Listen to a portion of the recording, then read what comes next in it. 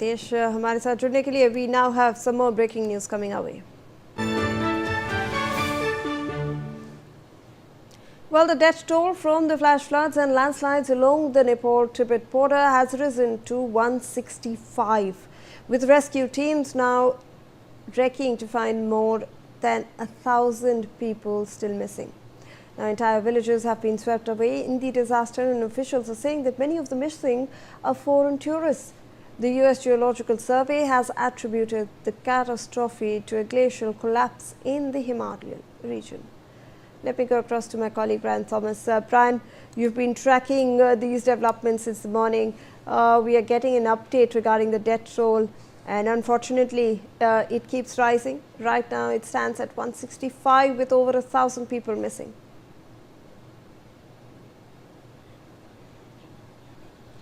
Shivani, if you remember, in the early bulletin while we were speaking about it, we mentioned the death toll being 162, and I even mentioned that definitely the death toll can rise, and that's what happened, right? The death toll has definitely now increased, and it stands up to 165. And again, this is still early numbers. As of now, as the situation gets intense, rescue relief operations get more heightened at this point of time.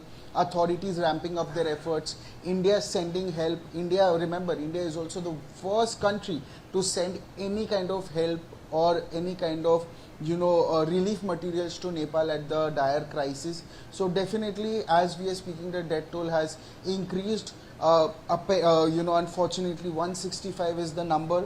There have been even other numbers itself. The highest number of mortal remains, bodies have been recovered from Chitwan with 64. Can you imagine 64? And this is dire numbers. These are some very depressing numbers that are coming in forefront, with even followed by Dhading with 27 and Nawal Parasi East with 26. And as we are trying to analyze, as we are trying to speak, the situation, the people there struggling to keep their ends meet. People have gone homeless. 700 people, are completely devastated.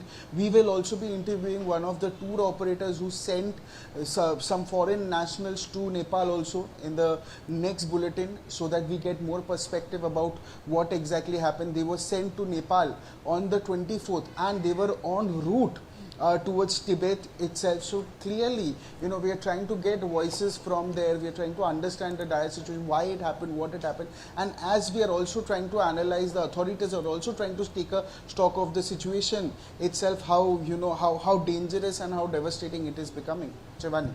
Absolutely, Brian, and we will keep coming back to you for these updates. I'll request you if you can stay on with us as we are getting some more updates from Nepal.